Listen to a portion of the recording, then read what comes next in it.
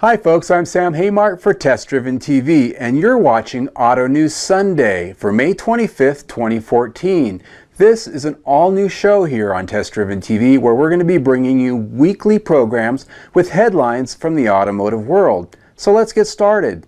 This week, Ford opened the order books for the all-new 2015 Mustang, only to be upstaged on the very same day by Dodge, who introduced the most powerful Challenger ever. And Mini, well, they showed us an all-new concept that's going to knock your socks off. All this and much more is coming right up.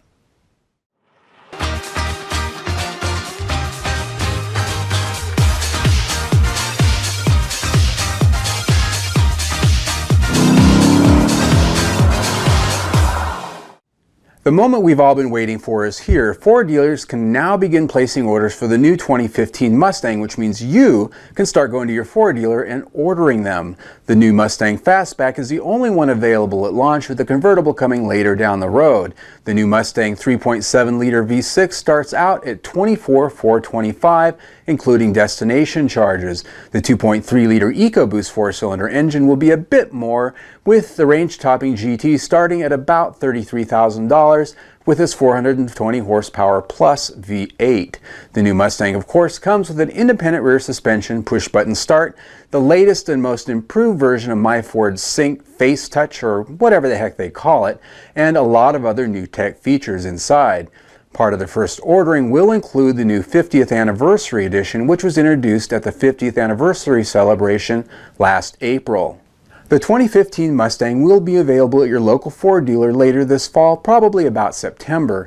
Dodge, however, on the very same day Ford made this announcement, dropped a smart bomb in the muscle car wars, showing up with the most powerful Dodge Challenger ever.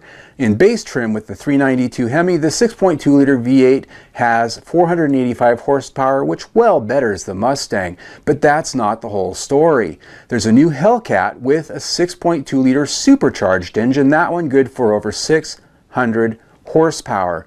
With larger wheels and tires and Brembo brakes, this new top dog Challenger has the most powerful V8 ever produced by the company.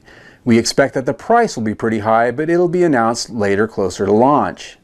To learn more about that Challenger SRT Hellcat, click on the link below and you'll see our full first look video we produced earlier this week.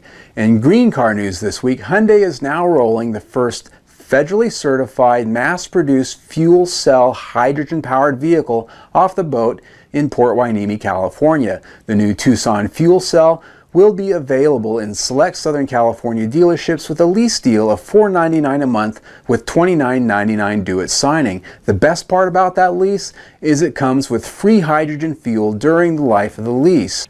Expect those new lease deals on the Hyundai to be very difficult to come by if they're not spoken for already. In other news, Ford again made headlines with their 2015 F-150. The all-new pickup truck that's due out later this fall has over 100 patents that Ford says have to do with the technology that they're selling in the truck or the manufacturing processes within. One of them, the big one, is the new aluminum skin, which is said to save over 700 pounds depending on the model that you get. It's big news, and one of their patents is a new process that has to do with the heat treating of the material to make it more dent resistant.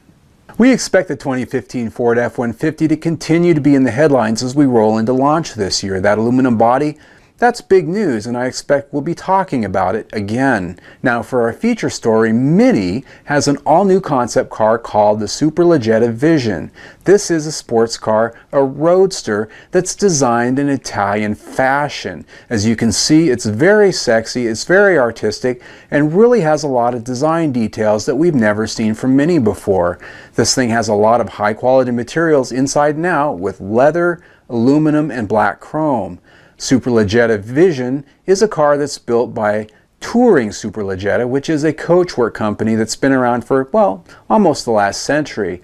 Their product is something that's been quite unique, taking a very lightweight steel frame and covering it with aluminum sheeting that's formed by hand. The result is a very artistic vehicle that is far beyond anything we ever see in mass production. I don't expect this concept's going to be showing up at your local dealership anytime soon as it's constructed. Modern manufacturing processes and safety regulations simply won't allow it. What I do expect is that you're going to see this design language showing up in the next Mini Roadster. Count on it. Now, for test drives this week, we test drove the all-new 2014 Jeep Cherokee. It's a vehicle that's had a lot of controversy for its bold design, but we wanted to find out if it can beat its competitors in all the key areas that a crossover should and remain a Jeep. Click on the link below to see our full test drive review. And this week, we're also testing the Volvo XC60 SUV, T6 Drive E, and also we're looking at the Hyundai Elantra GT. For those test drive reviews and a lot more, go to testdriven.tv. There's plenty to see there after all. It's what we do for a living. Now it's time for our reality check segment. This is a part of the newscast where we take a headline that we saw during the week and we test it for its weight in reality. This week, Scion introduced the new 2015 FR-S sports car. The updated FR-S is said to have a lot of improvements which make it more appealing to the enthusiast. What are we talking about? Well, we've got things like a new fin on the roof in lieu of a standard radio antenna. Inside, there's a new finish on the dash and an auto on-off headlight switch. Most importantly, and wait for it, we've got retuned shocks in the rear suspension and a firmer front suspension. These are all things said to make the car more appealing to enthusiasts.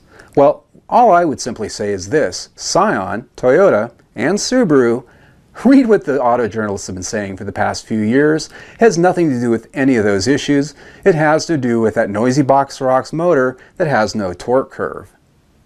I think that when they finally put a turbocharger or a supercharger, if not a whole new engine in that FR-S, that'll be the day that I think people will finally listen. That's it for our first episode of Auto News Sunday. I'm Sam Haymart for Test Driven TV. I hope you enjoyed the ride.